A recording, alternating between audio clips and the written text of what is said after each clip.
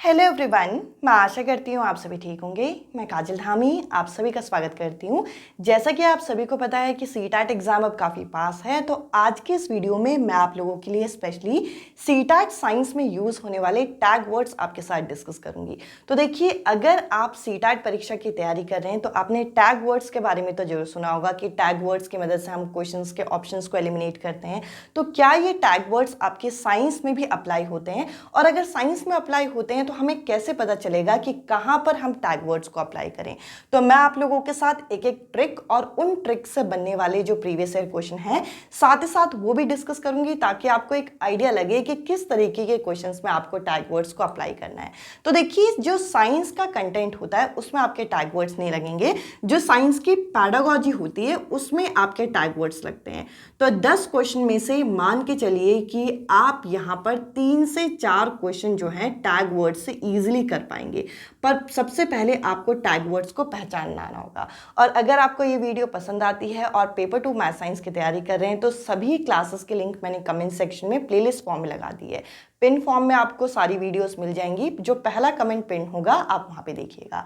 अब सबसे पहला जो मैंने आपका टॉपिक लिया है या टाइटल लिया है वो लिया है यहाँ पे क्लासरूम इंट्रोडक्शन का, कि अगर आप एक टीचर हो और अपने क्लास में किसी टॉपिक को इंट्रोड्यूस कर रहे हो तो उसके लिए सबसे सर्वोत्तम युक्ति कौन सी होगी। तो सबसे पहले कुछ ऐसे शब्द होते हैं जो कि आपको ऑप्शंस में ढूंढने हैं, और कुछ ऐसे शब्द होते हैं जो कि ऑप्शंस में आपको इग्नोर करने हैं या फिर काट देने हैं। और अगर कोई क्वेश्चन ऐसा हो कि इनमें से कौन सी युक्ति जो है, कौन सा स्ट्रैटेजी जो है वो हम सबसे कम यहाँ पे मानेंगे, तो उसमें नेगेटिव शब्द को ढूंढना है। तो इस तरीके से आपको ध्यान देने हैं। अब देखिए, सबसे पहले साइंस एक ऐसा विषय है जिसमें आप अपनी क्लास को कभी भी किसी परिभाषा से या फिर लेक्चर से आप स्टार्ट नहीं कर सकते। आपको बच्चों को क्या करना पड़ेगा, अंगेज करना पड़ेगा। और अंगेज आप कैसे करेंगे कि बच्चों को या तो आप उस पर्टिकुलर टॉपिक को लेके डिस्कस करने के लिए बोलें कि आप इस पर्टिकुलर टॉपिक को लेके डिस्कस करो। अगर आपको लग रहा है कि आपकी क्लासरूम जो है डिस्कशन से भी उतनी बढ़िया नहीं हो रही, तो आप उन्हें कोई ना कोई एक्टिविटी कराइए। अब एक्टिविटी जो होनी चाहिए वो टॉपिक ओरिएंटेड होनी चाहिए, मतलब जो टॉपिक है उसी पर होनी चाहिए। जैसे कि फॉर एग्जांपल, अगर मैं अपनी कक्षा में बायएंट फोर्स का कॉन्सेप्ट पढ़ा रही हूं तो इसके लिए मुझे कौन सी एक्टिविटी करानी चाहिए। क्या मुझे इसके लिए फोर्स की एक्टिविटी करानी चाहिए, या इसके लिए मुझे यहां पर कोई चीज डूबना या तैरने ये वाली एक्टिविटी करानी चाहिए। तो क्लासरूम में डिस्कशन होना बहुत जरूरी है, पर ऐसे टॉपिक जिनका कोई लेना देना नहीं है आप उन टॉपिक को डिस्कस नहीं करेंगे। जो टॉपिक आप पढ़ाना चाह रहे हैं उस टॉपिक से रिलेटेड जो एक्टिविटी आपकी बनती है उसको आप डिस्कस करेंगे। तो ऑप्शन में, कई ऑप्शन में होगा कि अपनी क्लास को एंगेज करिए, और आप ध्यान दीजिएगा कि जिस टॉपिक की बात कर रहे हैं, ये इस टाइप के क्वेश्चन इस तरीके से आ रहे हैं कि आप क्लास 8th में हैं, आप लाइट चैप्टर पढ़ाना चाह रहे हैं, तो आप किस तरीके से पढ़ाएंगे, कौन सा बेस्ट तरीका है। आप यहाँ पे 7th क्लास में हैं, डाइजेशन चैप्टर पढ़ा रहे हैं, बेस्ट तरीका क्या है, इस तरीके से क्वेश्चन आते हैं। सिंपल सी बात है, आपको क्लास को एंगेज करना है डिस्कशन में, ग्रुप एक्टिविटी में, साथ ही साथ एक्टिविटी बेस आपको चीज़ें करानी है। और एक्टिविटी के जो टॉपिक होंगे वो आपके टॉपिक रेलेवेंट होने चाहिए। रेलेवेंट यानी कि आप ऐसा ना हो कि एक टॉपिक पढ़ाने के चक्कर में किसी और टॉपिक में ही बच्चों को घुमा दें, ये चीज़ नहीं करना। अब नेगेटिव शब्द कौन से होते हैं? नेगेटिव शब्द ऐसे होते हैं कि आप यहाँ पे सबसे पहले किसी चीज़ का मीनिंग बता दें। यानी कि बल ये होता है, गुड कंडक्टर ये होते हैं, यानी कि सुचालक ये होते हैं, कुचालक ये होते हैं। आपने पहले बच्चे को बता दिया तो बच्चे के लिए क्या चीज रहेगा, इसमें कुछ भी नहीं। तो आपको यहाँ पर किसी भी चीज को डिफाइन नहीं करना। शुरुआत में आपको अपनी क्लास को इंट्रोडक्शन के समय में ये चीजें आपको नहीं करनी कि आपने सीधा आया, आपने कहा कि भाई हम आज इस टॉपिक को पढ़ेंगे, इलेक्ट्रिसिटी ये होता है, ये होता है, और उसके बाद आप कुछ उन्हें एक्टिविटी कराएं। बाद में एक्टिविटी करा के कोई फायदा नहीं है, आपको क्लास को पहले एंगेज करना है। ऐसे भी क्वेश्चन आते हैं कि एक टीचर है जैसे कि क्लास 8th की, अब वो अपनी क्लास जो है वो यहाँ पर मीनिंग के साथ स्टार्ट करते किसी टॉपिक के, तो उनका जो तरीका है वो क्या माना जाएगा? उनका तरीका यहाँ पे अनुपयुक्त यानी कि इनएप्रोप्रिएट माना जाएगा, यानी कि ये तरीका यहाँ पे सही नहीं है। आपको इस तरीके से अपनी कक्षा की शुरुआत नहीं करनी। अब आपके माइंड में सवाल होगा कि इस टॉपिक से कैसे क्वेश्चन आए होंगे, तो अब मैं आपके साथ इस टॉपिक के क्वेश्चन डिस्कस करती हूँ, फिर हम नेक्स्ट वर्ड्स यहाँ पे डिस्कस करेंगे। अब मैं आप लोगों के साथ टैग वर्ड बेस्ड जो प्रीवियस ईयर क्वेश्चन है यहाँ पे डिस्कस करूंगी, जिससे आपको एक आइडिया लगेगा कि आपको इन क्वेश्चंस को किस तरीके से अटेम्प्ट करना है। अभी मैंने आप लोगों के साथ क्लासरूम में किसी टॉपिक को जब आप इंट्रोड्यूस करते हो तो आपको किन बातों का ध्यान रखना है वो चीज़ें डिस्कस की। अब इससे रिलेटेड कुछ क्वेश्चन यहाँ पे डिस्कस कर लेते हैं। पहला यहाँ पे क्वेश्चन है, which of the following is best strategy to introduce class 8 student to the concept of vibration as a cause of sound. यानी कि यहाँ पे आपको कक्षा 8 के जो छात्र हैं उनको यहाँ पे समझाना है कि कंपन का प्रतिध्वनि का कारण है। तो यहाँ पे हम लोगों को बताना है और एक्सप्लेन करना है कि जो आपका वाइब्रेशन हो रहा है और कहीं ना कहीं वाइब्रेशन का साउंड से यहाँ पे लिंक है, ये चीज़ आपको यहाँ पे बतानी है। तो इसके लिए आप कौन सी एक्टिविटी जो है अपने स्टूडेंट के साथ परफॉर्म करोगे, ये यहाँ पे पूछ रखा है। तो देखिए, ऐसे आपके पर्टिकुलर ऑप्शन जिसमें कोई डेफिनेशन की बात की गई हो, उन ऑप्शंस को आप पहले ही यहाँ पे कट कर दीजिए, क्योंकि आप नॉर्मल डेफिनेशन से किसी भी टॉपिक को यहाँ पे एक्सप्लेन नहीं करेंगे। ये चीज़ आपको पहले से यहाँ पे क्लियर होनी चाहिए। इसके अलावा अगर हम नेक्स्ट ऑप्शन की तरफ देखें तो यहाँ पे वो रखा है, introduce the concept of sound as longitudinal wave. अब देखिए, साउंड जो होती है यह एक तरीके की लॉन्गिट्यूडनल वेव होती है, तो ये इसके कैरेक्टर में आ जाएगा और ये चीज़ आप बाद में एक्सप्लेन करोगे, ना कि इंट्रोडक्शन आप इसी से दोगे। अब अगला है, explain the process of sound producing with the help of diagram. तो देखिए, ये भी कॉन्सेप्ट के अंदर घुसने पे आप लोग इस चीज़ को समझाओगे। अब आपको शुरुआत में क्या करना है, शुरुआत में जब आप इंट्रोडक्शन दोगे, शुरुआत में यहाँ पे जो सर्वोत्तम युक्ति आप करोगे वो क्या करोगे कि बच्चों को सबसे पहले तो एंगेज रखने की कोशिश करोगे अपने कंटेंट में, और आप किसी एक रबर बैंड को स्ट्रेच करके यहाँ पे प्लग करके दिखाओगे कि ये वाइब्रेशन इसमें हो रहा है। तो सबसे सूटेबल जो आपका ऑप्शन होगा वो होगा आपका पहला ऑप्शन। इसके अलावा कुछ और क्वेश्चन इसी टॉपिक पे बेस्ड मैं आपके साथ डिस्कस करूंगी। अब देखिए, यहाँ पे वो रखा है, which of the following could be the most appropriate strategy to introduce the concept of bind force।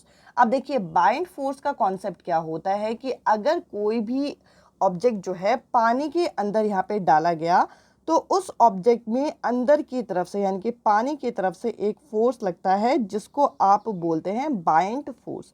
और अगर बाइंड फोर्स किसी भी ऑब्जेक्ट का ज़्यादा होता है तो वो ऑब्जेक्ट आपकी क्या करती है, फ्लोट करती है। अगर आप इस कॉन्सेप्ट को रिकॉल कर पाएँ तो आप इस टॉपिक को आप इजीली यहाँ पे इंट्रोड्यूस कर पाएंगे। सबसे पहले किसी चीज़ की डेफिनेशन बता के हम कोई भी टॉपिक इंट्रोड्यूस नहीं करते, तो ये वाला ऑप्शन, तो पहला ऑप्शन कट हो गया। इसके अलावा explain the essence of Archimedes principal, यानी कि आर्किमिडीज के सिद्धांत का जो सर है उसको की व्याख्या करना, यह आप बाद में करोगे। स्टार्टिंग में आप एक्सप्लेनेशन डेफिनेशन से आप स्टार्ट नहीं करोगे। इसके अलावा अब एंगेज करने के बाद यानी कि बच्चों को क्रियाकलाप में लेने की बात यहाँ पे दो ऑप्शन में की गई, पर पहले में बोल रखा है कि कैच और थ्रो एक्टिविटी आप करा रहे हो, दूसरे में फ्लोटिंग सिंकिंग। क्योंकि आप बाइंड फोर्स का कॉन्सेप्ट पढ़ा रहे हो तो आपके लिए सबसे बेटर होगा कि आप ये फ्लोटिंग सिंकिंग वाली एक्टिविटी कराओ, ताकि आप बता सको कि जिस ऑब्जेक्ट में बाइंड फोर्स ज़्यादा लगेगा वो ऑब्जेक्ट, यानी कि जो ऑब्जेक्ट पानी ज़्यादा डिस्प्लेस करेगा वो क्या करेगा, फ्लोट करेगा। तो इस तरीके से आप इस कॉन्सेप्ट को एक्सप्लेन कर सकते हो। अगला यहाँ पे मैं आप लोगों के साथ क्वेश्चन यहाँ डिस्कस करूंगी। अब देखिए, इसी टॉपिक पे एक और क्वेश्चन है कि मिस्टर राकेश जो है एक कॉन्सेप्ट पढ़ा रहे हैं, केमिकल चेंज। अब देखिए, दो तरीके के चेंज होते हैं, एक होता है आपका केमिकल चेंज जिसे आप यहाँ पे रासायनिक परिवर्तन के नाम से जानते हो, और दूसरा होता है आपका फिजिकल चेंज। अब मैं अगर आपसे बेसिक इन दोनों में डिफरेंस पूछूं तो आप कहोगे कि केमिकल चेंज में न्यू सब्सटेंस आपका फॉर्म होता है और फिजिकल चेंज में नो न्यू सब्सटेंस आपका फॉर्म होता है। अब यहाँ पे बोल रखा है कि इनमें से अगर आप ये देखोगे कि कौन सा तरीका सबसे बेस्ट है बच्चों को असेस करने का। अभी हम असेसमेंट का कॉन्सेप्ट देखेंगे। जब आप असेसमेंट करते हो तो असेसमेंट का मेन क्राइटेरिया ये होता है कि आपको ये देखना है कि बच्चे इस टॉपिक को अपनी डे टू डे लाइफ के साथ लिंक कर पा रहे हैं या नहीं कर पा रहे। तो देखिए, अगर किसी कॉन्सेप्ट को आप डे टू डे लाइफ के साथ लिंक कर पा रहे हो तो वो कॉन्सेप्ट आपने अच्छे से सीख लिया और उसी चीज़ को हमें असेस करना है। तो देखिए, पहले ऑप्शन में है कि बच्चों को बोलें कि वो मैग्नीशियम रिबन बर्न करें और चेंजेस को देखें। तो कहीं ना कहीं डायरेक्ट अगर हम बच्चे को मैग्नीशियम रिबन का कॉन्सेप्ट दे दें या फिर मैग्नीशियम रिबन बर्न करने को बोलें तो इंजरी हो सकती है। तो ऐसे ऑप्शन को जो हार्म पहुंचाए बच्चे को वो हमें थोड़ा अवॉइड करना है। Create a setup to pass gas through lime water. अब देखिए, इससे बच्चा जो है रिजल्ट यहाँ पे अपने डे टू डे लाइफ के साथ अभी इतना बढ़िया कनेक्ट नहीं कर पाएगा। अगला है कि make a protective solution that prevent rusting of iron. अब अगर बच्चा जो है अपनी डे टू डे लाइफ के साथ केमिकल चेंज के टॉपिक को यूज़ कर पा रहा है, जैसे कि वो पता कर पा रहा है कि लोहे में जंग जो है वो किस वजह से लग रहा है और हम इसे कैसे प्रोटेक्ट कर सकते हैं, तो वो यहाँ पे केमिकल चेंज के कॉन्सेप्ट को अच्छी तरीके से सीख चुका है।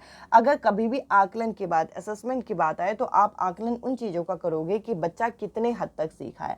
तो ये ऑप्शन यहाँ पे बेस्ट होना चाहिए। अगला ऑप्शन है create a cooling chamber. Cooling chamber जो है यहाँ पर जो लो टेम्परेचर का है, ये क्लासरूम में बनाना पॉसिबल नहीं है। तो सबसे बढ़िया तरीका है, बच्चे को कॉन्सेप्ट आया नहीं आया उसके डे टू डे लाइफ से आप लिंक करके देखिए। अगला यहाँ पे आप क्वेश्चन देख पाएंगे। अगले क्वेश्चन में हमें बोल रखा है which of the following is most appropriate instrumental aid for a teacher introduce the concept of sedimentation. Sedimentation क्या होता है? अवसादन, जिसमें एक चीज जो है नीचे जाके आपकी सेटल हो जाती है और दूसरी चीज इस तरीके से ऊपर रह जाती है। तो ये होता है आपका सेडिमेंटेशन का कॉन्सेप्ट। तो इसके लिए आप किसको यूज करोगे? देखिए, फिल्टर पेपर तो फिल्ट्रेशन के लिए यूज होता है। Mixture of oil and water, oil जो है उसके ऊपर तैरता है तो ये इतना बढ़िया नहीं है। Dropping a stone in a glass of water, अगर मैं एक स्टोन को वाटर के ग्लास में डालूं तो वो सीधा नीचे चला जाएगा, तो ये भी नहीं। आप यहाँ पे क्या करेंगे, a glass of muddy water लेंगे, जो यानी कि मिट्टी वाला पानी है। अगर पानी के अंदर हम मिट्टी को डालते हैं तो थोड़ी देर तक वो घूमता है, उसके बाद नीचे जाके अवसाद बन जाता है, जिसके लिए हम कई बार सैंड और वाटर का एग्जाम्पल भी लेते हैं। तो यहाँ पर सबसे बेस्ट जो ऑप्शन बैठेगा वो बैठेगा आपका डी ऑप्शन। तो पेडागोजिकल बेस्ड क्वेश्चन में भी आपके कुछ क्वेश्चन इस टाइप के पूछे जाते हैं। ये सभी क्वेश्चन आप लोगों के मैंने प्रीवियस ईयर से उठाए हुए हैं। अब देखिए, अगला ये जो क्वेश्चन है इसके अंदर बोल रखा है कि मिस शिल्पा जो है यहाँ पे एक लेटरल इन्वर्जन का कॉन्सेप्ट जो है अपनी क्लास में कराना चाहती है with the help of activity. तो इनमें से सबसे सूटेबल एक्टिविटी क्या होगी? तो देखिए, लेटरल इन्वर्जन क्या होता है, जो चीज़ आपको यहाँ पर लेफ्ट साइड में दिख रही है वो मिरर में आपको यहाँ पे राइट साइड में दिखेगी। तो ये कॉन्सेप्ट होता है लेटरल इन्वर्जन का, जो कि आप एम्बुलेंस वगैरह में भी आप यहाँ पे देख सकते हैं। क्लासरूम में हम लोगों को ऐसी कोई एक्टिविटी करानी है जो कि ईजिली किसी भी चीज़ में अवेलेबल होती है। आपको क्लासरूम में ऐसे नहीं कि हर कॉन्सेप्ट को कराने के लिए हम यहाँ पे मॉडल चार्ट पेपर ले आए। तो एक्टिविटी वो होनी चाहिए जो कि आपका इजी एक्सेस कर सके, बच्चा यहाँ पे एक्सेस उस चीज़ को आराम से कर सके। तो यहाँ पे पहला ऑप्शन है कि एक वर्ड को लिखो और उस पेपर को 180 डिग्री रोटेट कर दो। अगर आप उस वर्ड को 180 डिग्री रोटेट कर देते हो तो यहाँ पे लेटरल इन्वर्जन आपको दिखाई पड़ेगा, यही सबसे बेस्ट होगा। इसके अलावा एक मिरर को देख के आप यहाँ पे टेक्स्ट बुक पढ़िए, या फिर आप अपने आप को मिरर में देखिए, या एक लेटर को आप मिरर में देखिए। मिरर से लेटरल इन्वर्जन का कॉन्सेप्ट आपको समझ में आएगा, बट आप क्लासरूम में मिरर ले जाएं, इससे बढ़िया ये है कि बच्चों को एक लेटर लिखवाइए, उस पेपर को 180 डिग्री रोटेट करवाइए और बच्चों के पास क्लासरूम में पेपर भी इजीली अवेलेबल होता है। इस तरीके से बच्चा आराम से इस एक्टिविटी को कर पाएगा। अब ये जो नेक्स्ट कॉन्सेप्ट है जो कि है आकलन, यानी कि असेसमेंट बेस्ड जो आपके क्वेश्चन होते हैं, उसमें भी आप आसानी से टैग वर्ड को यूज़ कर सकते हैं।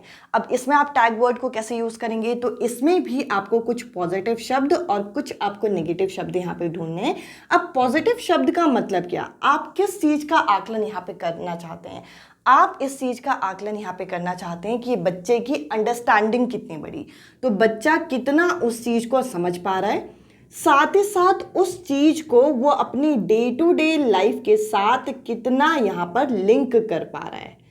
तो कहीं ना कहीं हम यहाँ पर उसकी जागरूकता यानी कि अवेयरनेस का यहाँ पे क्या कर रहे हैं, एक टेस्ट ले रहे हैं कि अगर हमने उसे इलेक्ट्रिसिटी में फ्यूज टॉपिक पढ़ा है तो वो अपने घर में भी अपने पेरेंट्स के साथ ये डिस्कस कर सकता है या नहीं कर सकता। यानी कि फ्यूज जो है एक सेफ्टी डिवाइस की तरह यूज़ किया जाता है। हमारे घर में फ्यूज जो है हमारे इलेक्ट्रिकल अप्लायंसेस को बचाता है। तो इस चीज़ की अवेयरनेस जो है बच्चे के अंदर आ रही है या नहीं आ रही।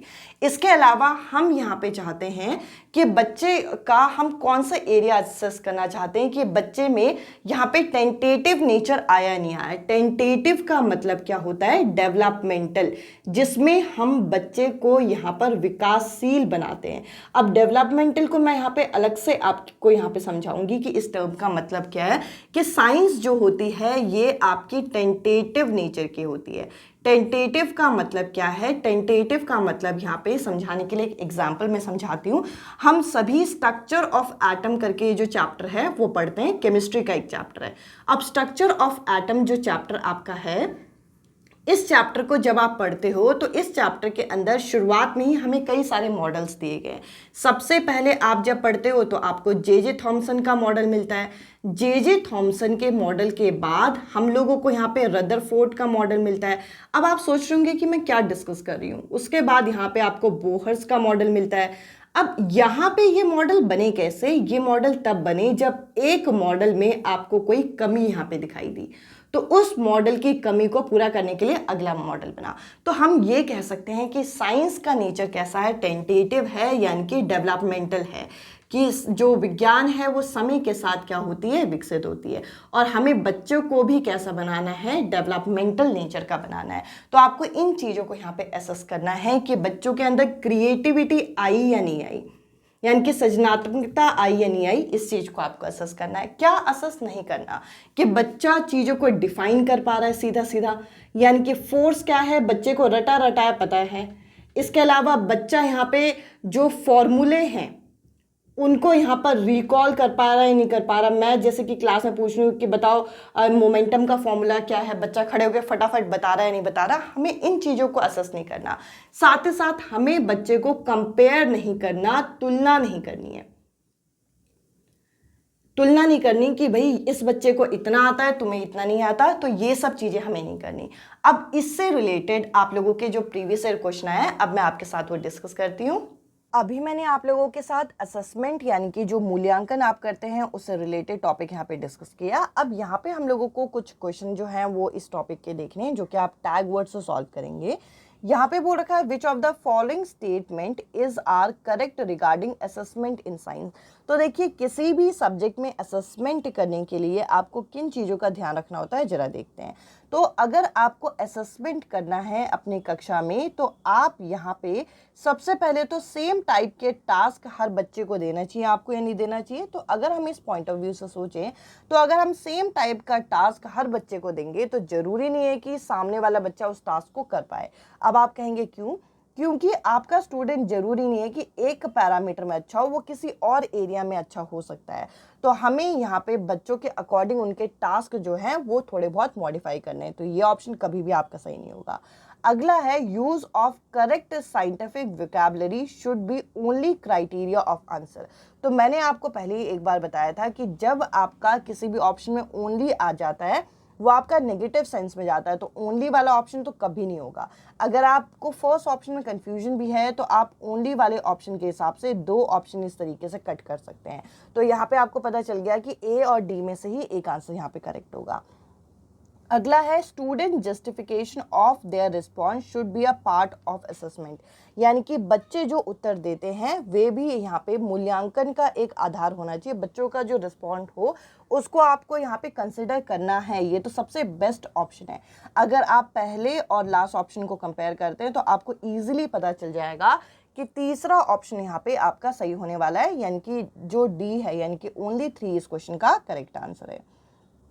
अब मैं आपके साथ नेक्स्ट क्वेश्चन यहाँ पे डिस्कस करती हूँ। देखिए किसी भी सब्जेक्ट की पेडागोजी की आप बात करो आपको फॉर्मेटिव असेसमेंट और समेटिव असेसमेंट देखने को मिलता है। फॉर्मेटिव असेसमेंट होता है जो कि आप सेशन के बीच में यहाँ पे करते हैं ताकि आपको पता चल सके कि आपका स्टूडेंट कितना सीख रहा है। और जो समेटिव असेसमेंट होता है ये आपका टर्म एंड असेसमेंट होता है, यानी कि लास्ट में जो आप असेसमेंट करते हो। तो यहाँ पे बोल रखा है कि इनमें से कौन सा ऑप्शन साइंस में जो फॉर्मेटिव असेसमेंट होता है उसके लिए एक प्रोडक्टिव मेथड है। जो यहाँ पे रचनात्मक मूल्यांकन होता है उसके लिए प्रभावशाली प्रक्रिया इनमें से कौन सी है, आपको ये बतानी है। तो सबसे पहले ऑप्शन में आप यहाँ पे देखिए, यहाँ पे बोल रखा है ask student to express their thought process. अब बच्चा जब अपने थॉट को एक्सप्रेस करेगा तभी तो आपको पता चलेगा वो कितना सीख रहा है। तो ये तो एक पॉजिटिव ऑप्शन है, इस क्वेश्चन का आंसर हो सकता है। अगला है चेकिंग चिल्ड्रन होमवर्क रेगुलरली। बच्चों के होमवर्क को रेगुलरली देख के उनका आप यहाँ पे रचनात्मक मूल्यांकन तो नहीं कर पाएंगे, तो ये ऑप्शन गलत है। अगला है asking children to pay attention in library, तो इससे भी फॉर्मेटिव असेसमेंट नहीं होगा। अगला है कि बच्चों को टेस्ट करना, वो भी डेफिनेशन वगैरह से। डेफिनेशन तो हमेशा साइंस में नेगेटिव ही जाता है, तो ये ऑप्शन भी आपका नहीं होगा। तो कौन सा ऑप्शन यहाँ पे बच गया? यहाँ पे आप लोगों का फर्स्ट जो ऑप्शन है यहाँ पे करेक्ट आंसर है। अब मैं आप लोगों के साथ नेक्स्ट क्वेश्चन यहाँ पे डिस्कस करूंगी। तो देखिए नेक्स्ट क्वेश्चन यहाँ पे है कि आपको यहाँ पे साइंटिफिक एटीट्यूड को बच्चों में डेवलप करना है। तो इनमें से कौन सा ऑप्शन एक इंडिकेटर नहीं होगा, नॉट लिखा हुआ है, ताकि आप साइंटिफिक एटीट्यूड को असेस कर सके। तो इनमें से कौन सा ऑप्शन नहीं होगा, आपको ये वाला ऑप्शन देखना है। तो देखिए अगर कोई स्टूडेंट जो है किसी चीज़ का कारण और यहाँ पर उस चीज़ का यहाँ पे कारण और कार्य यानी कि कॉज और इफेक्ट बता पा रहा है, तो ये तो बहुत अच्छा पॉइंट है, जो कि एक पॉजिटिव पॉइंट होगा। क्योंकि साइंस में हम लोग कॉज और इफेक्ट तो बताते हैं कि इस कारण की वजह से हुआ और इसकी वजह से ये प्रभाव आया। तो अगर बच्चा ये बता पा रहा है तो आप सही असेसमेंट कर रहे हो, तो ये ऑप्शन यहाँ पे नहीं होगा। अगला है कि बच्चा जो है पैटर्न को यानी कि जो प्रतिमान है और उनके बीच में संबंध को यहाँ पे पहचान पा रहा है ऑब्जर्वेशन के दौरान, तो ये भी एक पॉजिटिव पॉइंट है, तो ये भी नहीं होगा। अगला है वॉचिंग साइंस फिक्शन फिल्म। अब यहाँ पे साइंस में जो विज्ञान में जो काल्पनिक मूवी है सिर्फ उसको देखना, तो ये थोड़ा सा ऑप्शन ऐसा है कि इससे यहाँ पे कई बच्चे जो मूवी वगैरह देखते हैं तो उनको थोड़ा प्रभाव पड़ता है, बट यूजुअली हम कोई मूवी देखते हैं हमें उस समय पसंद आती है, फिर बाद में हम नॉर्मल हो जाते हैं। अगला है कि एवरीडे फिनोमिना को एक्सप्लेन करना, ये बेस्ट ऑप्शन है, तो ये वाला ऑप्शन भी नहीं होगा। तो साइंटिफिक जो एटीट्यूड है इसको असेस करने का सबसे लीस्ट जो ऑप्शन होगा वो आपका कौन सा ऑप्शन होगा? वो होगा आपका सी ऑप्शन। देखिए जब बच्चा कॉज और इफेक्ट बता पाए यानी कि कारण और कार्य में संबंध बता पाए तो बच्चा उस चीज़ को समझ पा रहा है। बच्चा अगर पैटर्न बता पा रहा है तो भी वो समझ रहा है। अगर बच्चा अपने आसपास के day to day life phenomena को एक्सप्लेन कर रहा है तो भी वो यहाँ पे क्या कर रहा है, वो चीज़ें समझ रहा है। अब हम लोग यहाँ पे डिस्कस करेंगे कि अगर आपके पेपर में कोई भी क्वेश्चन यहाँ पे इंक्वायरी ओरिएंटेड क्लास की, आपको इंक्वायरी जो है बच्चों के अंदर यहाँ पे इंक्रीज करनी है या फिर आपको एक कंस्ट्रक्टिविस्ट क्लास बनानी है, यानी कि बच्चों के अंदर आप लोगों को एक डिस्कवरर बना। अब हम लोग यहाँ पे डिस्कस करेंगे कि जो आपके टैग वर्ड्स होते हैं वे इंक्वायरी ओरिएंटेड क्लास, क्योंकि देखिए साइंस की हम बात कर रहे हैं, विज्ञान की बात कर रहे हैं और इसमें इंक्वायरी होती है। अब आपको अगर बच्चों को इस तरीके से तैयार करना है कि बच्चा इंक्वायरी खुद कर सके, बच्चा प्रोजेक्ट खुद बना सके, या फिर आपको अपनी क्लास को कंस्ट्रक्टिविस्ट क्लास बनानी है, तो आपको क्या चीज़ करना होगा? सबसे पहले क्योंकि हमें बच्चों को तैयार करना है, इंक्वायरी बच्चों के अंदर लेके आनी है, तो हम लोगों को बच्चों को एक आदत डालनी है कि बच्चे जो है वो क्वेश्चन क्या करे, पॉज करे, यानी कि बच्चे यहाँ पे प्रश्न जो है वो यहाँ पे पूछना शुरू करें। अगर बच्चा क्वेश्चन पूछेगा तब जाके वो डिस्कस करेगा और डिस्कस करेगा तब जाके वो उस पर्टिकुलर कॉन्सेप्ट के बारे में इंक्वायरी करेगा। तो यहाँ पर हम लोगों को क्या नहीं करना चाहिए कि हम लोगों को एज अ टीचर सीधा सीधा ऐसा नहीं करना कि कक्षा में जानी है और किसी भी एक्टिविटी को यहाँ पर सीधा सीधा हमें डेमोन्स्ट्रेट करना है। अगर एक टीचर सीधा जाएगी क्लास में और किसी भी टॉपिक को डेमोन्स्ट्रेट करेगी तो यहाँ पर बच्चा उसे 2 मिनट के लिए देखेगा जरूर, बट इंटरेस्ट नहीं आएगा। जब तक बच्चा जो है पार्टिसिपेट ना करे उस पर्टिकुलर चीज़ों में, और पार्टिसिपेशन के साथ साथ उसके डे टू डे लाइफ से भी वो कॉन्सेप्ट आपका लिंक होना चाहिए। अगर आप किसी भी सब्जेक्ट को बेस्ट तरीके से पढ़ाना चाहते हैं तो ये एनसीएफ 2005 के अंदर भी हम लोगों को बोला गया है कि हमें सब्जेक्ट नॉलेज को डे टू डे लाइफ के साथ कनेक्ट करना है। हमें बच्चे को कॉन्सेप्चुअल नॉलेज यहाँ पे देनी है कि बच्चा उस कॉन्सेप्ट को सीखे, ना कि उसे रटे। और बच्चे को हमें क्या करना है, सीधा सीधा डेमोन्स्ट्रेट नहीं करना, या फिर हमें बच्चे को अपनी क्लास के अंदर यहाँ कंपैरिजन नहीं करना। और अगर हम यहाँ पे ग्रुप बना रहे हैं तो यहाँ पर आपको ऐसे ग्रुप नहीं बनाने जिनके यहाँ पर सिमिलर इंटरेस्ट हैं। यानी कि अगर सिमिलर इंटरेस्ट वाले बच्चों के आप ग्रुप बना दोगे तो क्या पता वो फ्रेंड्स वगैरह होंगे, या फिर सिमिलर आईक्यू वाले बच्चों के ग्रुप बनाओगे तो यहाँ पर आपको वेरिएशन देखने को नहीं मिलेगा। तो ये चीज़ें आपको नहीं करनी और ये चीज़ें आपको करनी है। इसके अलावा भी साइंस की पेडागोजी में कुछ टर्म होते हैं, जैसे कि होता है एक स्केप्टिसिज्म। अब इस शब्द का मतलब क्या है और ये पर्टिकुलर वर्ड जो है आपका पॉजिटिव है या नेगेटिव है। अब अगर मैं इसका हिंदी यहाँ पे डिस्कस करूँ तो इस शब्द का मतलब है संदेहवाद। अब देखने में हम लोगों को ये शब्द एक नेगेटिव शब्द लगेगा, बट ये एक पॉजिटिव शब्द है। किसके लिए? साइंस के लिए। साइंस के लिए ये यहाँ पे एक पॉजिटिव शब्द है। और आप कहेंगे संदेहवाद जो है, संदेह करना, डाउट करना। तो स्केप्टिसिज्म बच्चों के अंदर एक हैबिट यहाँ पे लेके आता है कि बच्चा जो है डाउट करता है और उस डाउट को वेरीफाई करता है।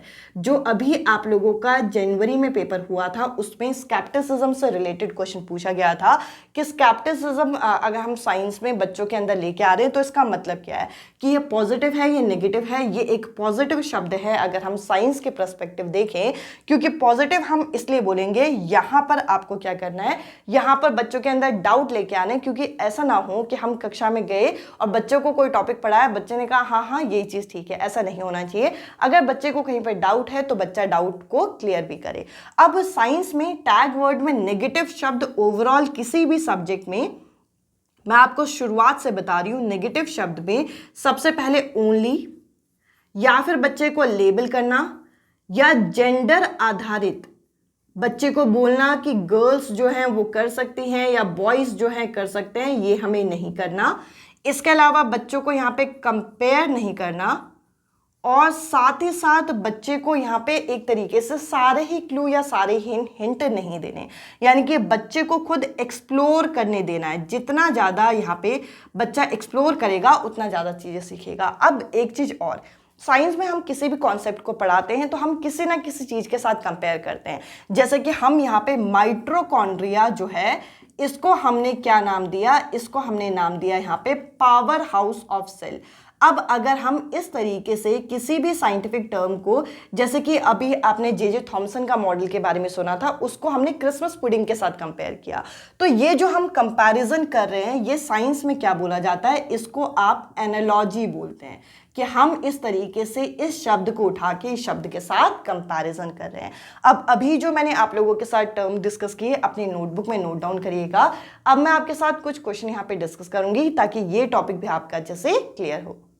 अब मैं आप लोगों के साथ कुछ और टैग वर्ड बेस्ड क्वेश्चन यहाँ पे डिस्कस करूंगी। अभी मैंने आप लोगों के साथ एक टर्म यहाँ पे यूज किया था जो कि था टेंटेटिव। टेंटेटिव जिसे आप यहाँ पे परखशील शब्द से भी जानते हैं। और टेंटेटिव शब्द का मतलब क्या होता है, जो कि आपको यहाँ पर चेंजेस बताए, यानी कि जो डेवलपमेंटल नेचर यहाँ पे बताता है। तो अगर आपको कोई ऐसा क्वेश्चन मिल गया जिसमें ये बोल रहे हैं कि एक थ्योरी के बाद दूसरी थ्योरी आई, तीसरी थ्योरी आई, तो ये कौन सा नेचर है, ये आपका टेंटेटिव नेचर है जो कि साइंस में कितना डेवलपमेंट हुआ उसको बताता है। तो इस हिसाब से इस क्वेश्चन का ए जो ऑप्शन होगा ये करेक्ट आंसर है। इसके अलावा नेक्स्ट क्वेश्चन आप यहाँ पे देखेंगे जो कि इंक्वायरी ओरिएंटेड क्लास से रिलेटेड हमें पूछ रखा है। क्वेश्चन काफ़ी लंबा था, इस वजह से मैंने इस तरीके से लगाया है। अब अगर हम इस क्वेश्चन को यहाँ पे रीड करते हैं तो एक क्लास 7th की टीचर हैं जो कि गुड कंडक्टर और बैड कंडक्टर यहाँ पे पढ़ा रही हैं, यानी कि यहाँ पे सुचालक और कुचालक की संकल्पना जो है बच्चों को पढ़ा रही है। और वो अपनी कक्षा को परिभाषा से, डेफिनेशन से स्टार्ट करती है। तो लास्ट में हमें क्या पूछ रखा है कि इनमें से कौन सा आपका एक अप्रोच, आप मतलब कौन सा ऑप्शन एक इंक्वायरी अप्रोच के पर्सपेक्टिव आप इवेल्युएट करोगे। तो देखिए, अगर आप किसी भी कक्षा को डेफिनेशन से यानी कि परिभाषा से शुरू कर रहे हो, चाहे वो कोई भी टॉपिक हो, तो आपको इतना यहाँ पे पता होगा कि ये एक इफ़ेक्टिव अप्रोच नहीं होगी, क्योंकि आपने कोई क्लास को एंगेज नहीं किया, कोई यहाँ पे डेमोन्स्ट्रेशन नहीं दिया। यहाँ पर जो एक इफ़ेक्टिव अप्रोच आप इसे नहीं कहोगे। इनफैक्ट अगर आप परिभाषा से शुरू कर रहे हो तो ये आपका इंक्वायरी को प्रमोट नहीं कर रहा, जबकि ये एक इनइफेक्टिव अप्रोच माना जाएगा। आप ये नहीं कहोगे कि उन्हें और एग्जाम्पल देने चाहिए थे, उन्हें लास्ट में क्वेश्चन पूछना चाहिए था। अगर उन्हें शुरुआत ही परिभाषा से की है तो ये एक इफेक्टिव अप्रोच नहीं होगा। इस टर्म को मैंने आप लोगों के साथ अलग से भी यहाँ पे डिस्कस किया था। अब अभी हमने एनसीएफ 2005 की बात की कि एनसीएफ 2005 भी हम लोगों को क्या बोलता है कि डे टू डे लाइफ से चीज़ों को कनेक्ट करो। तो यहाँ पे हम लोगों को क्या बोल रखा है, which of the following is not align with the recommendation of NCF. तो इस क्वेश्चन के ऑप्शंस को अगर आप देखें तो आपको नॉट वाले ऑप्शंस को यहाँ पे देखना है कि इनमें से कौन सा नॉट वाले ऑप्शन को प्रमोट करेगा। पहला है experiment should be avoided as they are difficult to conduct as this stage. अब देखिए यहाँ पे हालांकि एक्सपेरिमेंट जो होते हैं वो कंडक्ट करने में थोड़े डिफ़िकल्ट होते हैं, पर एक्सपेरिमेंट को हम पूरी तरीके से अवॉइड नहीं कर सकते कभी भी साइंस में। तो ये ऑप्शन सबसे ज़्यादा आपका नेगेटिव हो सकता है। अगला है स्टूडेंट को एंगेज कराओ डेटा कलेक्शन में जो कि ईजिली अवेलेबल होता है, तो ये ऑप्शन आपका पॉजिटिव है। अगला है there should be an empathise on process skill of science, यानी कि प्रक्रिया कौशल को बढ़ाओ, ये भी अच्छा पॉइंट है। अगला है कि प्रैक्टिकल नॉलेज बच्चे को यहाँ पे होनी चाहिए, यहाँ पे टेक्नोलॉजी के साथ, ये भी अच्छा ऑप्शन है।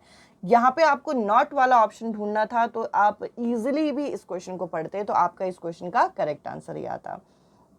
अगला यहाँ पे आप क्वेश्चन देख पाएंगे जो कि इंक्वायरी बेस्ड क्वेश्चन एक और यहाँ पे लिया हुआ है, जिसके अंदर ये बोल रखा है which of the following is not a descriptor of inquiry teaching in science. इनमें से कौन सा नहीं है आपको ये देखना है, और सारे ऑप्शन टीचर्स के आसपास घूम रहे हैं। टीचर जो है यहाँ पे एनकरेज करेगी चिल्ड्रन को ताकि वो इन्वेस्टिगेट करे, ये अच्छा पॉइंट है, इसलिए नहीं होगा। आपको नॉट वाला ऑप्शन यहाँ पे ढूंढना है। अगला ऑप्शन यहाँ पे हम लोगों को क्या बोल रखा है, टीचर इनकरेज करेगी चिल्ड्रन को ताकि वो एक दूसरे के कॉन्सेप्चुअल अंडरस्टैंडिंग को कहीं ना कहीं चैलेंज करे, एक दूसरे के कॉन्सेप्ट को, तो ये भी यहाँ पे सही है। अब अगला सही है, मैं कट इसलिए कर रही हूँ क्योंकि नॉट वाले ऑप्शन को आपको ढूंढना है। अब अगला है कि टीचर इंसिस्ट करेगी कि आप कंक्लूजन बनाओ on the basis of evidence, ये भी बच्चों को एक तरीके से पॉजिटिव तरीके से प्रमोशन है। अब अगला है कि टीचर यहाँ पे हर स्टेप यहाँ पे प्रोवाइड करेगी किसी भी एक्सपेरिमेंट का, तो उसमें बच्चा यहाँ पे नहीं सीख पाएगा, बच्चा खुद इंक्वायरी नहीं कर पाएगा। इस हिसाब से इस क्वेश्चन का डी जो ऑप्शन होगा ये करेक्ट आंसर है। अब मैं आपके साथ नेक्स्ट क्वेश्चन यहाँ पे डिस्कस करती हूँ, जिसके अंदर ये बोल रखा है which of the following statement describe the nature of science. इनमें से कौन सा विज्ञान की प्रकृति को दर्शाता है। मैंने बताया था साइंस आपका टेंटेटिव होता है, फॉल्सिएबल है, यानी कि कहीं ना कहीं आप इसमें व्याख्या खंडन करते हैं और इसमें यहाँ पे एक्सप्लेनेशन मांगते हैं, तो ये भी सही है। साइंस जो है एक ऐसा प्रोसेस है जो कि हमारे वर्ल्ड को डिस्क्राइब करता है, इसको हमें व्याख्या करता है, ये भी सही है। अब अगला ऑप्शन है it is a ultimate body of knowledge, यानी कि इसी से ही ये ज्ञान का क्या है, एक परम भंडार। हम यहाँ पे ये चीज़ नहीं बोल सकते, हम ये बोल सकते हैं कि आपको एक ज्ञान का भंडार मिलता है, पर परम भंडार यानी कि अल्टीमेट नॉलेज हम नहीं बोल सकते। तो यहाँ पे जो करेक्ट होगा वो होगा 1, 2 एंड 3, जो कि आपको ए ऑप्शन में दे रखा है। अब अभी मैंने आप लोगों के साथ कंस्ट्रक्टिविस्ट क्लास के बारे में भी डिस्कस किया था। अब ये जो कंस्ट्रक्टिविस्ट क्लासरूम होते हैं ये क्या होते हैं, इसके बारे में हमें बताना है which of the following is not a characteristics of constructivist science classroom, यानी कि निम्नलिखित में से कौन सा एक रचनावादी विज्ञान कक्षा का लक्षण नहीं है। नहीं वाले ऑप्शन को आपको ढूंढना है। तो पहले यहाँ पे ऑप्शन में क्या बोल रखा है कि student discuss various idea of solving numerical problem, यानी कि स्टूडेंट जो होंगे आपस में डिस्कस करेंगे, तो ये आपका सही हो सकता है। अब अगला है टीचर इग्नोरिंग स्टूडेंट रिस्पॉन्स। अब अगर यहाँ पे अगर आप कोई मिस्टेक करते हो, त्रुटिपूर्वक उत्तर देते हो और आपके टीचर उसे यहाँ पे अनदेखा करती हैं, तो ये यहाँ पे नेगेटिव हो जाएगा। आपको अनदेखा नहीं करना, तो ये वाला ऑप्शन हो सकता है। अगला यहाँ पे बोल रखा है कि टीचर्स जो है यहाँ पे बच्चों के कॉन्वर्सेशन को सुन रही है ड्यूरिंग फील्ड ट्रिप, तो इससे भी उनके बीच में एक जो है कॉमन एरिया यहाँ पे आएगा, यहाँ पे ये ऑप्शन भी करेक्ट है। अगला है student planning for an investigation, ये भी पॉजिटिव है। अब बच्चों को आप इग्नोर कर दोगे तो बच्चे अपने आंसर्स को करेक्ट कैसे करेंगे, तो यहाँ पे बी जो ऑप्शन होगा इस क्वेश्चन का करेक्ट आंसर है। अब अगला यहाँ पे क्वेश्चन है, which of the following statement about science identify the one that is false, यानी कि नॉट वाले ऑप्शन को आपको ढूंढना है।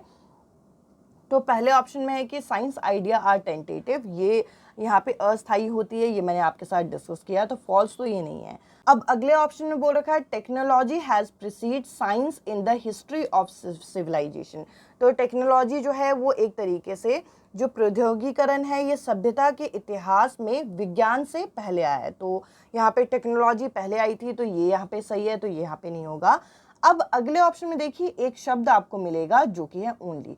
यहाँ पे बोल रखा है साइंटिफिक मेथड जो है सिर्फ और सिर्फ आप रिसर्च कंडक्ट करके ही गाइड कर सकते हैं।